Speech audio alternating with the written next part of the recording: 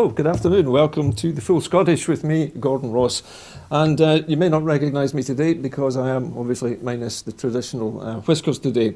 Anyway, my guests on this afternoon's programme are Roza, Salih, who is the SNP's, top of the SNP's list of candidates for Glasgow in the upcoming general election. So welcome to the programme, Roza. How are you? Thank you for having me. I'm great. Okay. I'm very happy. All right, Roza, we'll talk to you shortly. And also joining us this afternoon from all the way up in the northeast is Iona Fyfe, folk singer and a fan of the Scottish language, Iona, yes? Yes. Hello. Thank you for having me. You're welcome, Iona. Now, on the programme today, first of all, we're going to be looking at the budget. Now, of course, we'll all have watched Rishi Sunak. Oh, I beg your pardon. I meant to say to you, we'll do the coronavirus figures first. Now, of course, these are the figures as of today. There have been 555 new confirmed cases of COVID-19 today. 12 new reported deaths of people who have tested positive. 639 people were in the hospital on Friday night. 63 of those were in intensive care. 1,743,869 people have now received their first dose of the COVID-19 vaccination, and 114,081 have received their second dose. Since the start of the pandemic, a total of 1,709,316 people in Scotland have been tested. Of these, 1,504,208, in fact, have tested negative. 205,108 people tested positive. 7,421 patients who have tested positive have now sadly died from COVID-19. Now, the first story on the agenda today is, of course, the budget, and Rishi Sunak gave his budget last week, and we've all had a chance to sort of digest that. So I thought we'd first start with you, Roza, as a politician in the programme this afternoon. Now, Alan Smith MP has said that he's appalled by Rishi Sunak's cuts alleged to be planned for foreign aid, and particularly to conflict zones. Now, why on earth do you think the UK would want to stop helping the world's poorest and most vulnerable people in the tail end of a global pandemic? What on earth is behind this? Why would Mr. Sunak want to cut the aid budget at this point in time? Well, I think it's a betrayal to many conflict areas and really unreasonable and unconscious of Sunak making that decision because the world actually need us at this moment, reeling from COVID. I understand the cut is 7% or so, Yeah. and Alan Smith actually written to Dominic Raab about these cuts, and we are hoping that there will be a vote on this in the House of Commons probably. Yeah, I know that Alan Smith has called for a debate on this. Is it normal for the UK government to make cuts to foreign aid? Because I know that Rishi Sunak is claiming that we're going to be heading towards austerity in order to pay for the hundreds of billions of pounds that he has been making available for helping out with the effects of COVID. But do we really need austerity, and do we really need to be cutting the budget for foreign aid? Because, I mean, the foreign aid budget is actually pretty small, isn't it?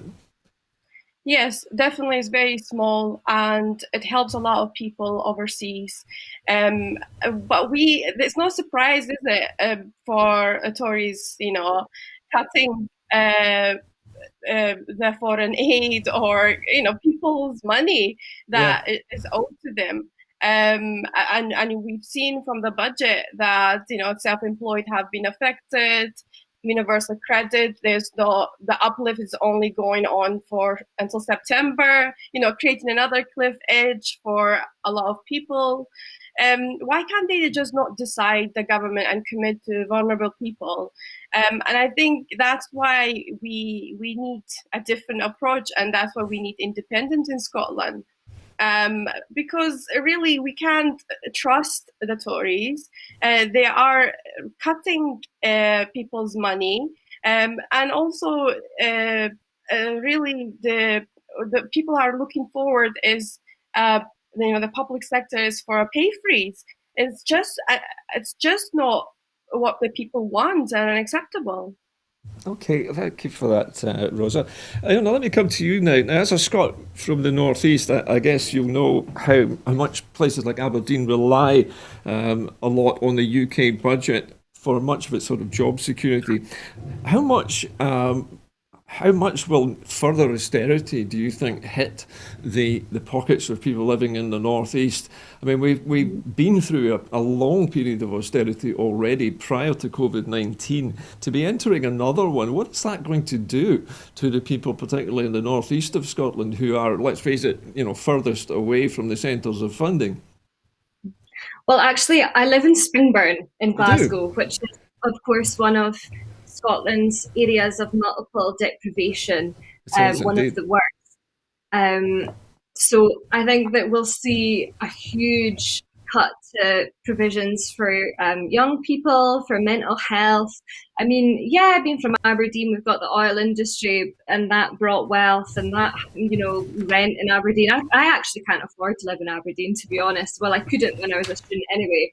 But I think thinking about my local area and where I live, I think that we'll see cuts to provision for young people and for definitely mental health. The NHS, that's going to go there's going to be so many cuts to the NHS, and I think that's really, really terrifying considering we rely upon it, and we're going to finish one pandemic, and then the next pandemic will be a mental health pandemic. And right now in Glasgow, waiting lists for mental health provisions and talking therapies and important things that aren't just medication, that up to 18 months. That's a long time for someone in a crisis to wait for mental health provision. And that's the Glaswegian statistics apparently. I think that's bad. We need more funding for our local areas, and of course, being a self-employed musician, I think a lot of our venues are going to go. We're not going to be a culturally rich country any longer should we not have the correct funding in place to support the people in the arts. Because the entire way through the pandemic, to help people's mental health, people have turned to music and they've turned to Netflix and they've watched countless box sets and films. Yet the people who make this art form are people who's been left behind and haven't, gotten any help. They're the people who have been excluded. So it's quite funny in a roundabout way. Everyone needs the funding, but especially young people and mental health provision. I think that is really going to take a huge hit. Okay, well, thank you very much for that, Iona. Rosa, let me return to you for a moment. Affordable housing is mentioned in Kate Forbes' recent budget announcement, but I noticed it's absent from Rishi Sunak's. How important do you think it is for Scotland to have affordable housing provision in the budget? And what do you think the reason is why the British government doesn't seem to think it is important? Yeah, to be it's just I don't really know why Sunak is not committing to people. Housing is essential for working class people, and no mention of it. It just really lets down the working families and making sure that they do have affordable housing to live in.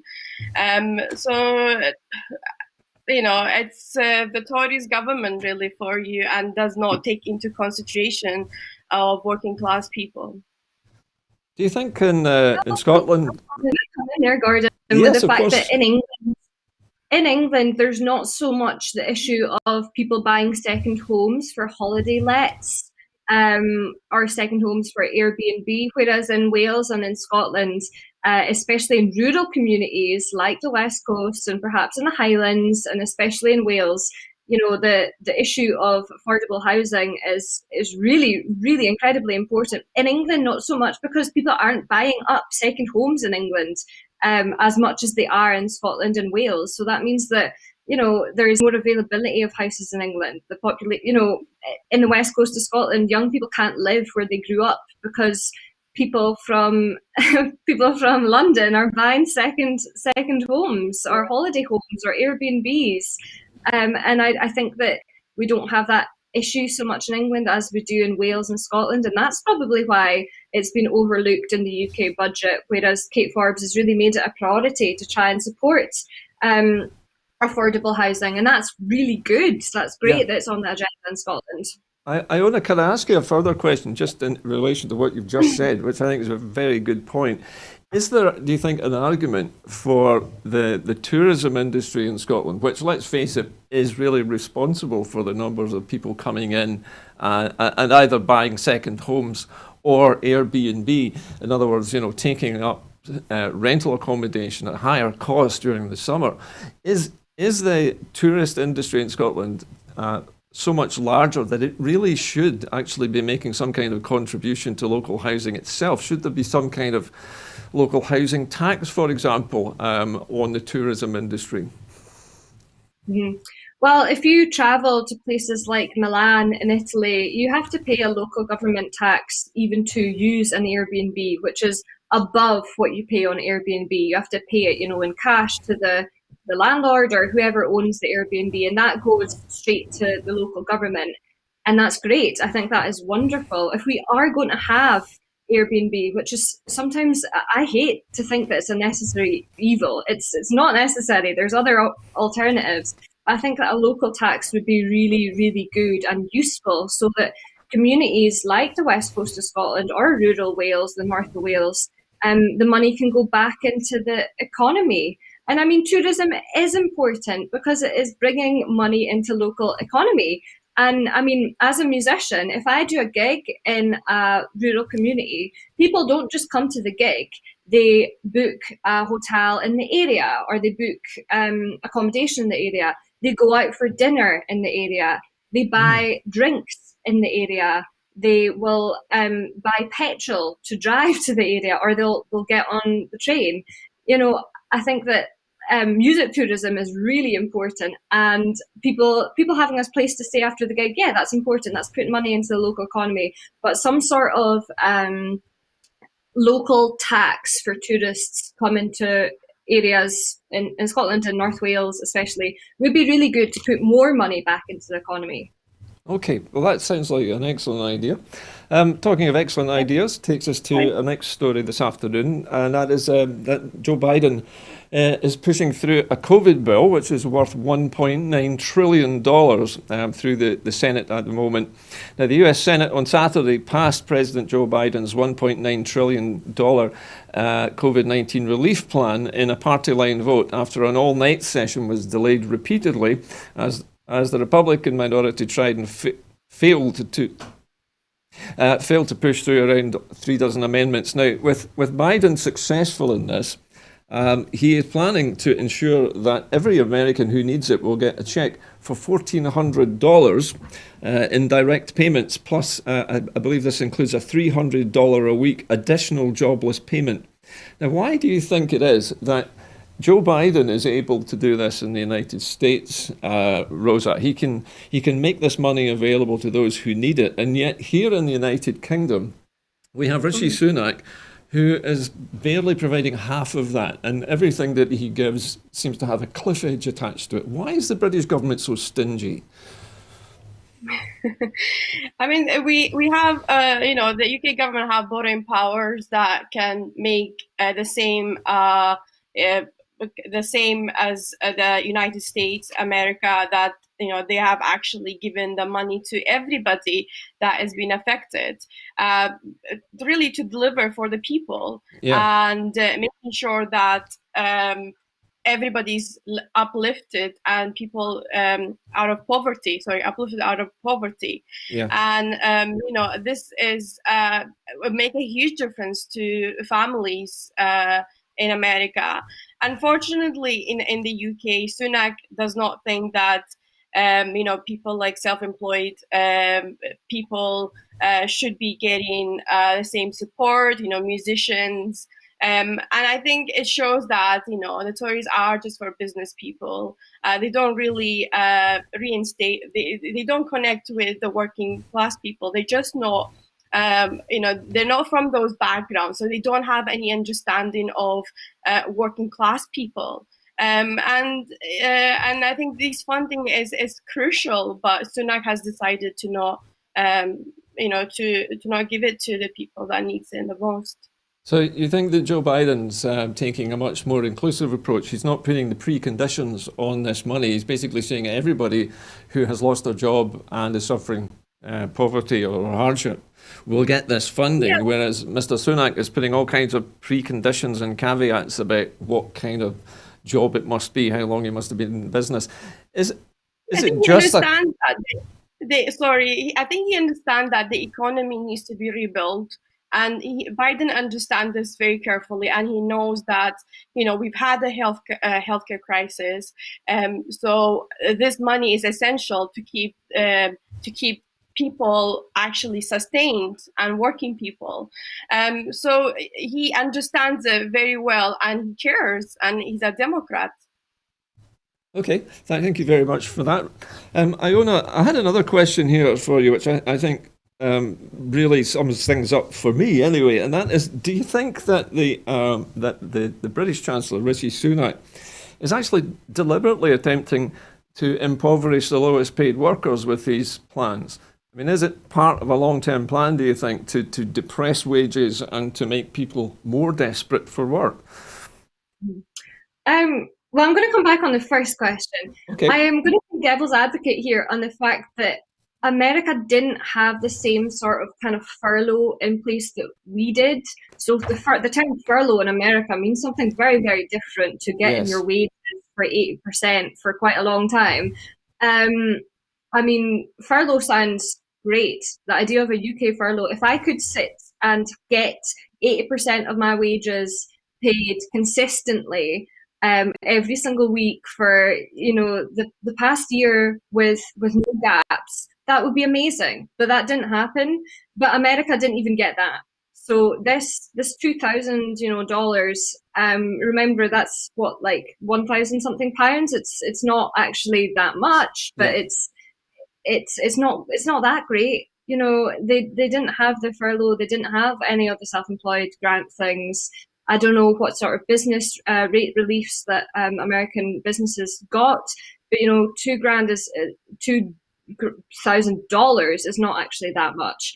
When we come back to like the UK, yeah, the provisions for the self-employed have been pretty horrendous. We should look to countries like Ireland, who gave everyone a universal basic income for some of the time. We should look to countries like France, who have income top-up support for people in the arts. They fund the arts properly. But the Tories don't appreciate culture. That's the bottom line. And that's why we were left out of Brexit negotiations. That's why the self-employed were an afterthought. I don't think they're meaning to depress the economy by basically putting down the people who are in need the most. I think that they are just they don't. It's an oversight. They don't care for people who are working at the very bottom or people who are self-employed. But they do care for people who are self-employed when it comes to January and there's tax to pay. Well, so Benjamin Britten, the famous British composer, once said that the English people hate classical music, but they love the noise it makes. Do you think that kind of describes the way the Tories think of the music industry in the UK and this so-called gig economy? Well, yeah, I mean the UK is like the largest exporter of music to Europe. It's a huge, huge economy. It's like in 2019 it made 5.8 billion in as music, and then in associated spending it made a further 4 billion. So huge economy, even bigger than the seafood economy. That's the thing, the seafood market. Yet we haven't really been looked after at all, and I think that's pretty horrendous. I think it's this idea that musicians and creatives don't contribute anything to the economy, but they don't realise that we pay tax on all of our income just like everyone else. And the thing is it's not just about performing on stage, it's about your community, going into care homes, going into perform with vulnerable adults and working with young children. Like, a lot of people think that as a musician, I just have a nice, I get to travel, I get to do all this kind of stuff. But a lot of the work that I do is in my local community. So I just think it's an oversight. They don't care for culture. Like, they really, really don't. Whereas other European countries, they really do, especially France, which is brilliant. Okay. Well, let's move on to our next. Can I say to Iona, because Iona said that the furlough scheme was really good, and I agree. Many people, the 80% of that made a huge difference. However, many of the parties as SNP, we pled to the Tories to extend the furlough. It was not given to the people that easily. Many political parties asked Sunak to extend the furlough scheme. If we had the borrowing powers in Scotland, we wouldn't need to do that. We would have just given the people that need the money. And I think that is very important, that it shows during this pandemic that we don't have borrowing powers and we have to plead to the Tories to give us support for our people. And I think that's devastating for many people. We had to say, just wait, hopefully it will be extended, And, and people were, struggling until the furlough did happen in last year in September. So it just shows that, there's a lot of issues that if we had these powers in Scotland, we could have done ourselves. Yeah. While I've got you on the subject, Roza, I just wanted to bring in our next item, which is a report by the European Union, which says that the global pandemic, seems to have disproportionately affected women across the world, especially in frontline jobs. Roza, why do you think it is that the pandemic, or the effects of the pandemic, have impacted women so much more than they have men? Yeah, I mean, as women, we do a lot of care and responsibilities. I think women are paid lower paid, and they also do a lot of retail work, such as hairdressing and these kind of jobs. Yeah. And they are very vulnerable because they are frontline workers, and they're gonna have to speak to people, and basically they are in the forefront, and they will get the virus, and therefore I think that's why it's disproportionately it's affected women, and the women also fills more jobs. We want to kind of get into a lot of personal, well, we don't want to, but it's kind of left us to take these jobs. So there will be a lot of personal contact with people. Yes. And I think that's why it's affected a lot of women throughout Europe. Do you think, Roza, that women have a lower expectation because of the way they're treated in the workplace? Is that fair to say? Yeah, I mean, I don't know. Yeah, I think that is fair to say. I can say that, yeah. Do you think perhaps that should change, that women should have the right to expect more from their employment and more from the training and more from their education? Definitely. I mean, there should be more protection for women. There should be more rights for women, and women should not be put in these vulnerable situations in the labor market. And we need to do more about protecting more women. Of course, we are getting the vaccination now, and hopefully we are going to come out of the pandemic. However, it just shows that, women are in precarious workers, and we need to do more to support women. Okay, Roza, thank you for that. Iona, let me put this next question to you. With tomorrow being officially World Women's Day, do you think it's time for some true levelling up, as the Tories like to call it, in terms of not just financial help for women, but the kind of opportunities which men come to expect from work, from their social activities? Isn't it about time that organisations like the United Nations, for example, started to champion the rights of women and actually started to try and level things up, because despite all the Equalities Act, we have not seen a change in things like wage equality. And the EU is warning, apparently, that it's warned that the trends that are coming from the COVID pandemic lead to lower pensions for women, widening gender pension gaps, and other inequalities for decades to come. How can we level things up? Does the UN have a role in this, do you think, after the pandemic? I mean, I'm not really too sure, because a lot of what you were saying there really has never. It's difficult because I'm coming from this in a perspective where I will probably never access a public pension or things like that. But from a music point of view, I once did a gig where I did the exact same as a male counterpart, and he got paid almost double what I got paid. And he was doing the exact same thing. He's had the exact same awards as me. He's had the exact same following as me. And that really, really, it upset me, the fact that it was 2020 and that happened. But it's just that the thing is that, like, if men had periods, they would get like 2 weeks off. That's the thing. I've heard that said before, Iona, yes. Totally. But like,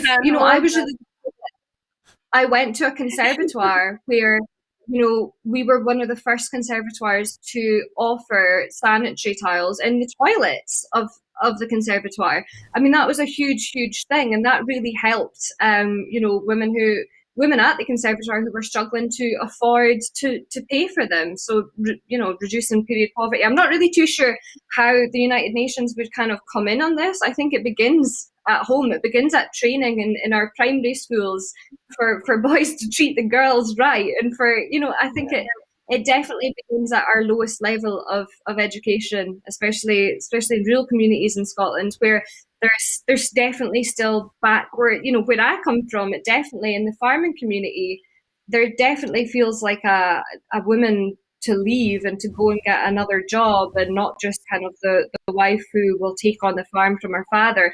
Like, I definitely think that there's really big inequalities in rural communities, and for a woman to leave and get an education and do things, like, we're very much backwards. So yeah, there's loads to be done at home, but help from the UN would be great. But I think it begins at home in our education system. All right, Iona. Roza, just before we leave the subject of women's rights and the inequalities. Iona was very spot on, and I give her a lot of credit for mentioning the period poverty. And I think men don't understand a woman's body at all. And if it was them, and Iona just spot on, that they would be 2 weeks off from work. And I think women always work harder and paid less. And I think that's really unequal, and that needs to change. We are in 2021. That cannot go on. And Iona just explained, she's another musician who's doing the same job as her, as getting paid more. And I think that's really unfair in this society to see that.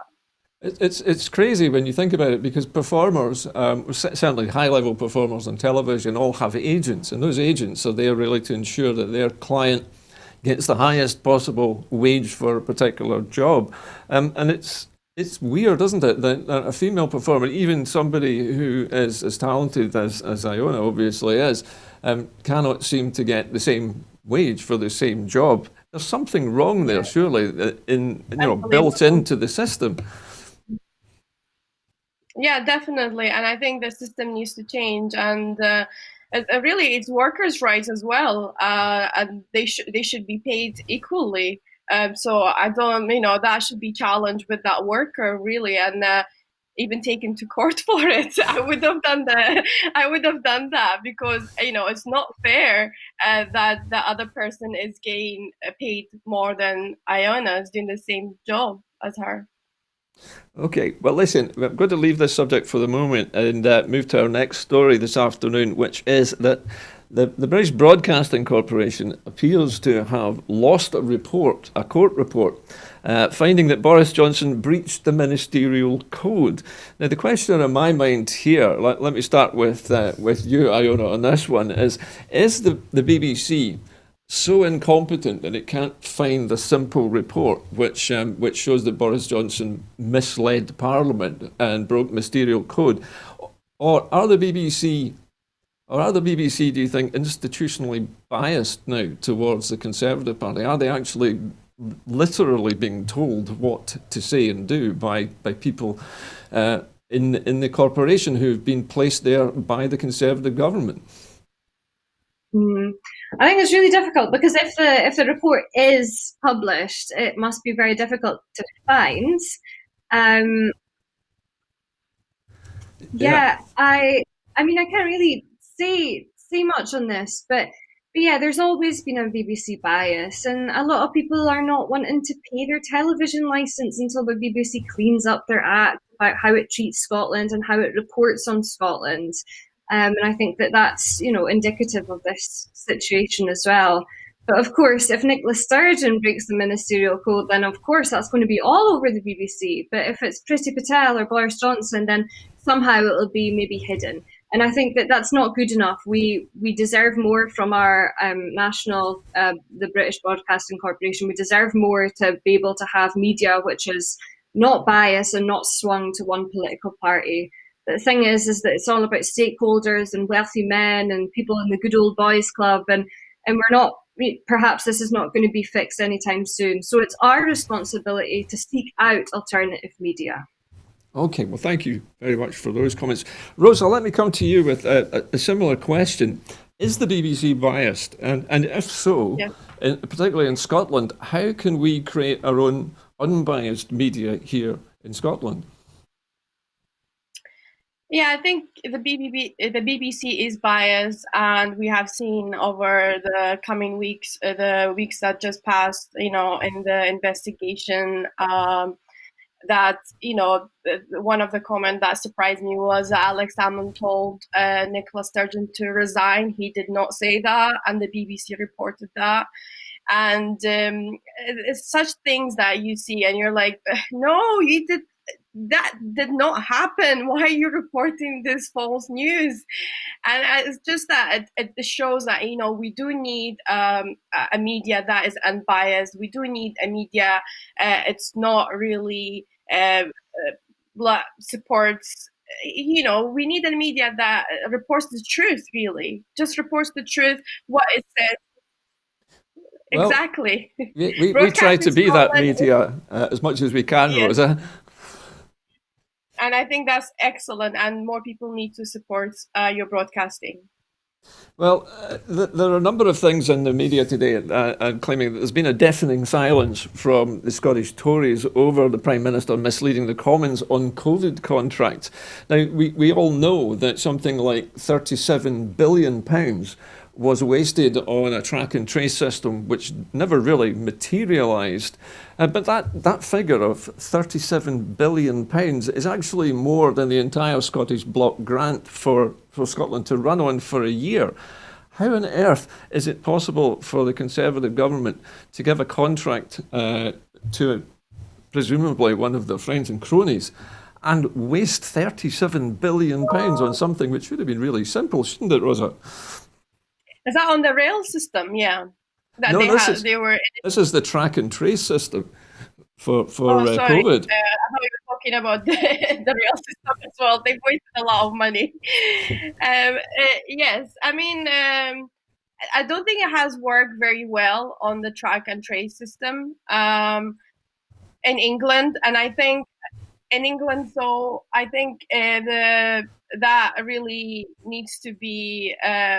not many, actually, the media doesn't talk about it at all. And I think that also shows that, there is a media bias. And there's a lot of money is actually put into, the trace to do that. And it's just not work. And I think in Scotland, we've done it a bit much better.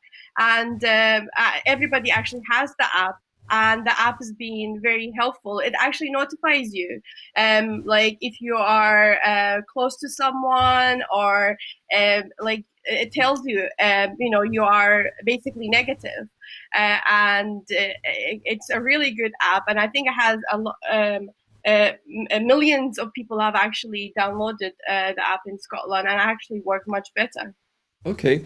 Track it. Iona, as a sort of representative, if you like, of the entertainment business, I suppose, in Scotland, how would you help to sort of even up, shall we say, balance the media in Scotland? What's actually needed in terms of things like news and current affairs in order to maintain a balance? How does that media stay separated from the politics?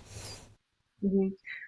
Well, in an ideal world, the media would stay separate from the politics, but unfortunately, that's not really how the media works because the media is owned by people and people have political ideas. I mean, see Rupert Murdoch, 2013. In an ideal world, it would be separated, but it's not because we have wealthy shareholders who have Tory cronies and Tory friends. I do think that we are lucky to have technology and social media at our disposal. We didn't have that 20, 30 years ago. So the thing is that we have not, I hate the word influencer, but we have people who can disseminate information and disseminate their own ideas and be able to get support. Likewise, on the flip side, we also have people that are giving out horrendous ideas and getting support for the other side. But yeah, we do media nowadays, and whether that is bad or good, I'm not too sure. But Twitter and Facebook are taking steps to make sure that articles that are being shared are valid and there is information, and also they're cracking down on disinformation and misinformation. But I'm not really too sure. In an ideal world, we would separate politics and the press. But unfortunately, we're not living in an ideal world. So I think we need to take it upon ourselves to fact check, to be able to get our information from a source of media, whether that be other alternative press that's not the BBC. I think that that's important. Okay. Well, you can always rely on Broadcasting Scotland to do that, hopefully. And we're going to keep trying to keep our balance. Anyway, let's move on to our next topic this afternoon. And that is actually moving to Northern Ireland. Now, Northern Ireland's loyalists, or some groups of them, including the UVF, UDA, and the Red Hand Commando, who I have to admit I didn't know even existed still at this stage, have said that they are withdrawing their support for the Good Friday Agreement. And the loyalists apparently blame the UK for this subsea border that has been created on the shores of Ireland between the island of Ireland and the island of Britain, something which Boris Johnson said would never happen, and yet it has happened. And we also have heard that the European Union is planning to take the UK government to court. Well, Roza, do you think the UK government, will it keep its promises to preserve the Good Friday Agreement, or is it just simply going to renege on them and make the EU take sanctions against them? Well, I hope that they do keep their promise for the Good Friday Agreement. But with, I don't have a lot of trust in the UK government. Also the Northern Ireland being part of the EU single market, I think should remain. But there's a lot of things that is being argued but unwanted. But the British government is breaking their promise, really. So I don't know really what it's going to happen, but I hope that they do keep their promises, because this can create a lot of tension in Northern Ireland, and I don't think that would be in the interest of anybody. And they need to endorse the Good Friday Agreement. Okay, thank you. Iona, over to you now. In Ireland, there is worry now, or there's concern because of this announcement by this group of unionist organisations that Ireland could be plunged, back into another era of violence. And do you think that the UK government even cares whether that happens or not? I mean, I'm not too sure if the UK government really cares about if it's causing any sort of conflict. I mean, that's the history of the UK, is to colonize and to cause destruction, regardless. In their aims of having financial control over different countries. I think it's really important to avoid any sort of conflict at all, and I think that something as tender as the Good Friday Agreement is really important to try and appease and figure out. I think that we shouldn't be able to. I mean, negotiating with these militant organisations, we should not be doing that at all. Shouldn't be encouraging that. Keeping the peace is incredibly important. But it should be noted that that Northern Ireland have had a lot of they have had a lot of kind of appeasement so far. But like Scotland is having a hard Brexit, Wales is having a hard Brexit. Yet Northern Ireland have been, agreements have been made in the interests of Northern Ireland. So I'm not really too sure on that. It's kind of not before my time. I'm not really clued up on it, but I think that ultimately we shouldn't be doing anything which is going to cause any sort of conflict. Okay, well, listen, thank you for that. Roza, just before we leave the subject of Ireland, there have also been reports, and mostly actually coming from Northern Ireland, but also from the UK, that certain food supplies are now not being shipped to Northern Ireland because of the problems concerning customs clearance checks and so on. Do you think that things are going to get worse in Northern Ireland? Are the food shortages and other problems going to be exacerbated? It appears as though the UK government may well renege on its promises that it's made to the EU in the cause of Brexit at any cost. But is the cost too high? Will the people of Northern Ireland, do you think, wake up and smell the coffee when it's running out in the shops? I think they should have smelled the coffee earlier on. They thought, they've been given promises, and they will be kept. And I think you should never trust the Tories, and that's exactly what's happened in Northern Ireland. And food goods that are not getting there. There's a lot of red tape for people. Transporting, and at the end of the day is the people who suffers, and this is exactly what's happened in Northern Ireland, and I think it's going to get worse because we're still uncertain what's going to happen with basically Brexit. Okay, so there's still too many uncertainties. Let's turn our attention now to a different part of the world, in fact closer to your own home country, I guess, Roza, and that is the visit of the Pope to Iraq and Kurdistan.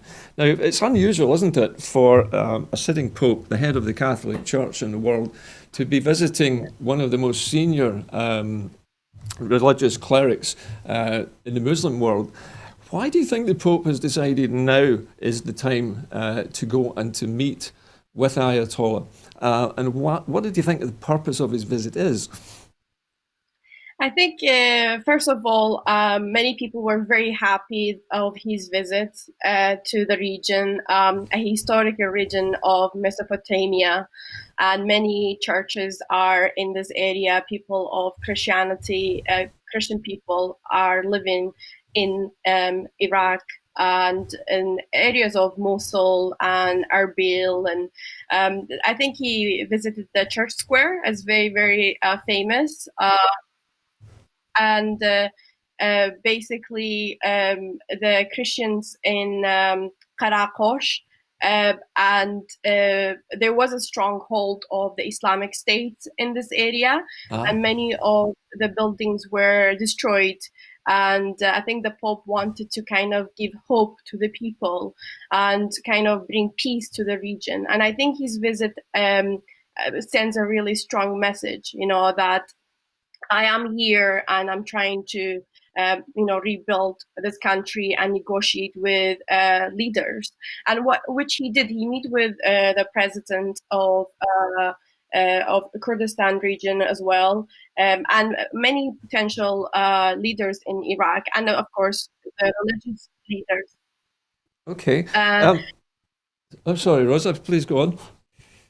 yeah, I was going to say, so yeah, there was a lot of like prayers among like the ruined churches, and a lot of people, the Christian people came out, and many other religions, such as Yazidi and Muslims, they all prayed together, and it was really nice symbol that showed that peace, and peace is more powerful than war, and I think that was a really nice message to send out, and I think the Pope visiting the region is just giving a lot of hope to the people because they've suffered so much of war and people, their family members being killed, and we've seen many refugees coming over to Europe. Yeah. So, yeah. We in the West, Rosa, I suppose, often think of Iran as not necessarily being such a peaceful place. Were you surprised that the Pope decided to visit Iran as well as Iraq. Iraq? It's fine. Was it only Yes, Iraq? Iraq. It was only Iraq. I beg your pardon. Yeah, I think he visited Iraq. I don't think he will visit Iran. No, I was going to say I can't be right. Yeah. But That's okay. So, is this, do you yeah. think, the start of perhaps an outbreak of reasonableness between all the Abrahamic religions in the Middle East? Because they all have the same fundamental origin, don't they? They all base their religion on on the Abrahamic faith, and so they have something in common, don't they? And perhaps they've just forgotten that in recent decades. Yeah, I mean, religion has always been there in the region, and people have lived peacefully together. And just until 2014, where kind of the Islamic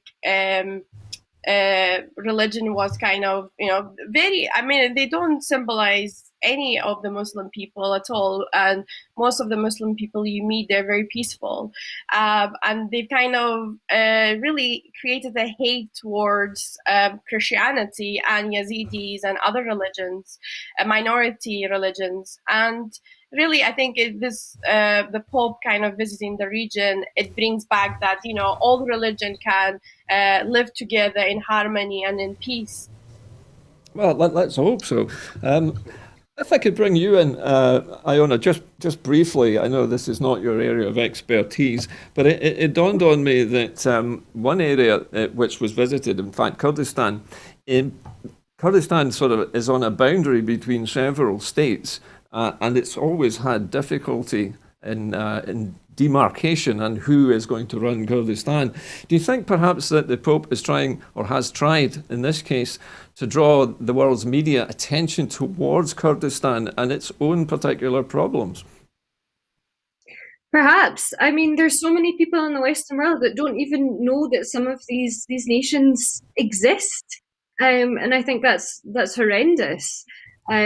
I mean, my understanding of the conflict in the Middle East is just as amounts to my understanding of football. It's really, I don't have it.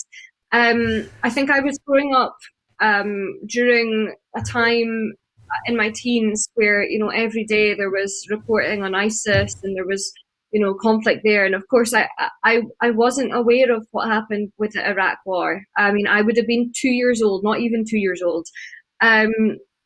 I mean, what really confuses me and upsets me is the fact that Turkey can be bombing Kurdistan at the same time putting out tweets saying visit Turkey, and that's my understanding of what we should and shouldn't do. We should not visit Turkey and help the economies of places that are, bombing civilians. That's pretty clear to me, but my understanding of it beyond that is limited, I have to admit.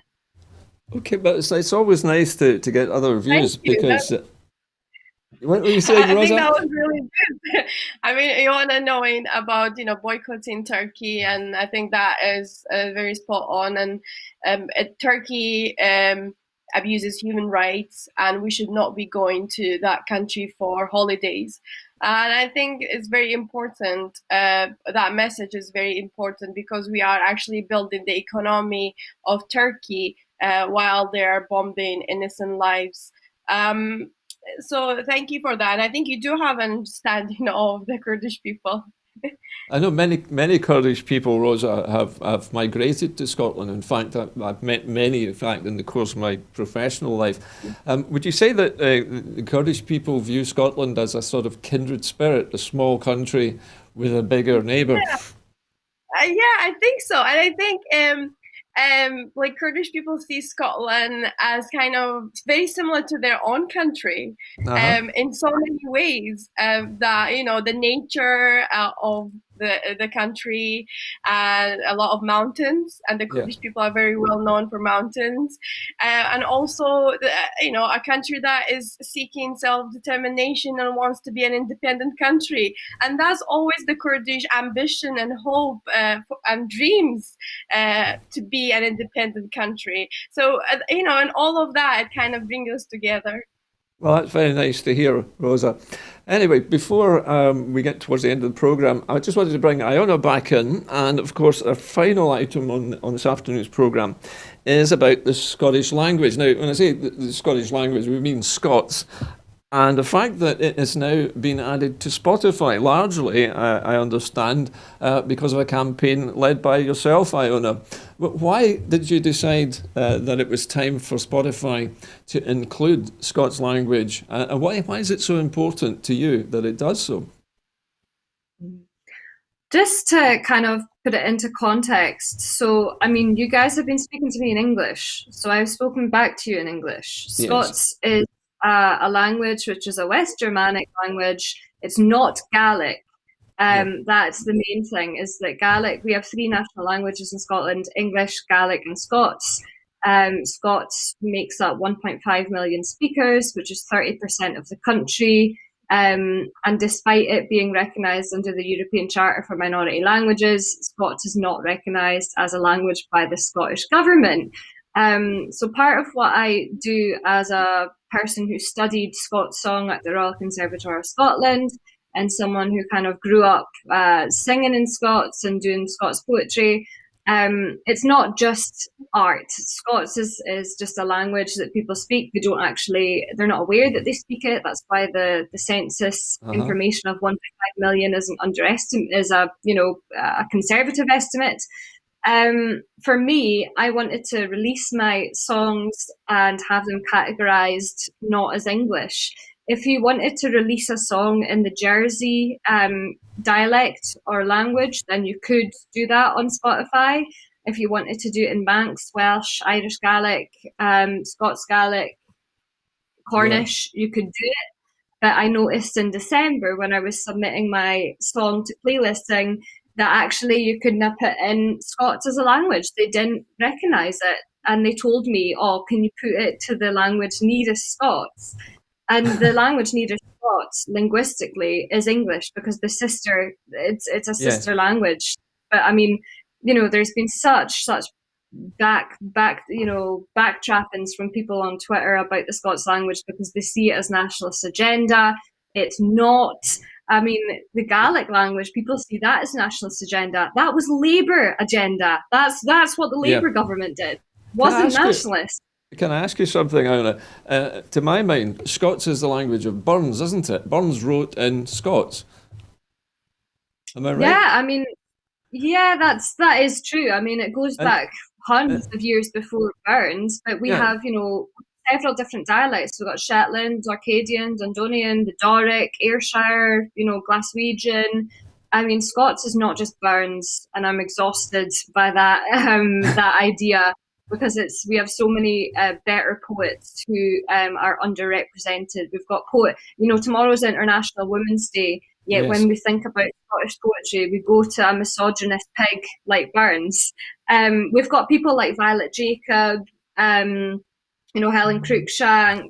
Um, we've got people who are much better Scots poets who were women. So yeah, let's not celebrate Burns right now. He gets his day in January. But yeah, right. Scots as a language is really interesting. I'm pushing for a Scots Language Act, because why should not have one? I mean, we need to put it on equal footing to Gaelic. And this is about class, in my opinion. Like, when Yes, I grew up, when I grew up in Huntly, a lot of us spoke Doric. We didn't even realise that it was a unique thing and that it was kind of mutually intelligible, but also not. And I think I self-censor because I moved to Glasgow when I was 17. I went to conservatoire. I'm on the Musicians Union regional board. Sometimes if I speak the way that I'd speak to my mum and dad on the phone in these sort of situations, I feel like I would be my points wouldn't be taken across properly. I wouldn't be, taken seriously as a young woman, let alone a young woman speaking in Scots or speaking in an Aberdeen dialect. So for me, having a Scots Language Act gets rid of this class stigmatisation. Yeah, I noticed, Iona, that Claire Adamson, MSP for Motherwell and Wishaw, laid down a parliamentary motion in support of your campaign last year and wrote actually to the CEO of Spotify as well. Is there now, do you think, enough pressure from your campaign succeeding with Spotify to get the Scottish Government to move on this and to finally classify Scots as an official language? Absolutely. So Vice, which is an organisation that I spend my time volunteering with, has been running for more than a year now, and we have supporters from all parties. Although Claire Adamson is a brilliant advocate and supporter of the Scots language, we have to remember that this needs to be a cross-party policy. It can, of course, the government in power will push it through because that's how it works. But we can't just let this slip into being nationalist agenda because that's how the haters are going to tear it down. Over in Northern Ireland, Ulster Scots is being used as a weapon and it's being politicised, and we cannot have that here. This needs to be an inclusive language for everyone, regardless of your political leaning. Some of our other greatest exponents of the Doric and Scots language in Parliament is Peter Chapman, who is a Tory MSP. The idea of language is not about politics. Language is about our identity as people, and it should not be politicised. That's the unfortunate thing. But I think we do need a Scots Language Act because without one, we're going to be able, the more organisations like Spotify that are recognised as Scots, the more mandate we have to say, actually, we need a Scots Language Act. You can read Harry Potter in Scots. You can read Peppa Pig in Scots. You have Diary of a Wimpy Kid translated into Scots. That's really important for, reaffirming cultural identity for younger people. I'm away to record Taylor Swift's Love Story in Scots and commercially release that. If I was 15 and someone was doing what I'm doing now when I was younger, I would have, my entire idea of myself and my identity and my cultural identity, I wouldn't have self-censored myself. Like I really wouldn't have. I don't feel comfortable right now to speak in Scots. That's the thing. That's, in my own community of practice, I do, but generally I don't. I know a great lawyer who is trying to speak in Scots when she is speaking, on TV about law. Can I ask you one final question on this, Iona? And that is, what you're saying there, I understand perfectly. Is there, do you think, a historic cringe factor here? Because for many years, particularly children in school and at home with their parents, would be taught to speak proper English, and that if they lapsed into the local dialect, they would often be punished. Is that, do you think, what is at the base of this? This is why Scots language has not progressed in the same way as Gaelic has. We have to remember that Gaelic, of course, was an oppressed language as well. But Gaelic doesn't face the social class issue that Scots does. If you hear someone speaking Scots, automatically you make a judgment that they are of a lower working class because historically Scots speakers were the farm workers, the fisher folk, people that worked in kind of manual labour. Nowadays, Scots speakers are our politicians. Nicola Sturgeon says, keep the heed all the time. Yes.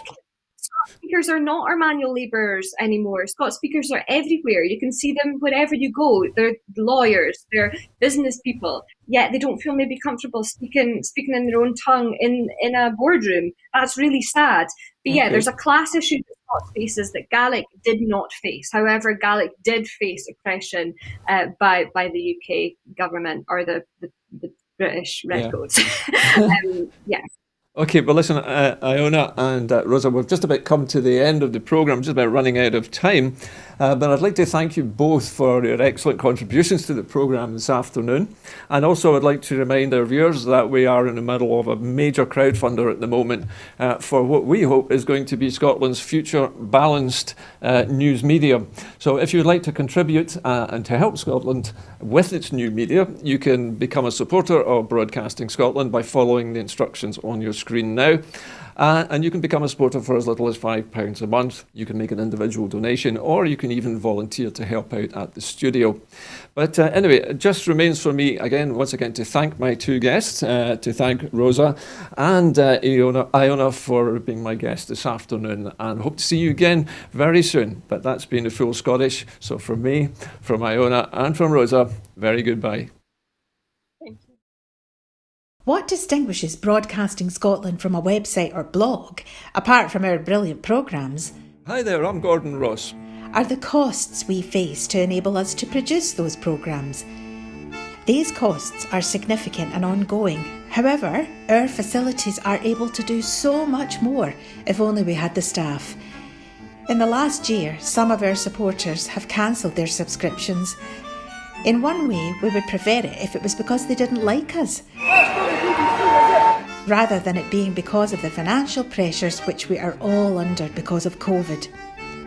The really positive outcome of our fundraiser is that at a time of economic challenge in Scotland, we will use your donations to create jobs and in a small way contribute to improving the Scottish economy.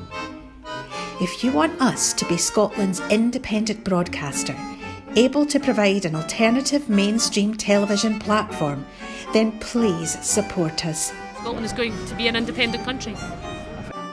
Just imagine what we could do if we had even 1% of the BBC Scotland channel's budget. Imagine. And then please consider turning your imagination into reality. Please support us if you can afford it.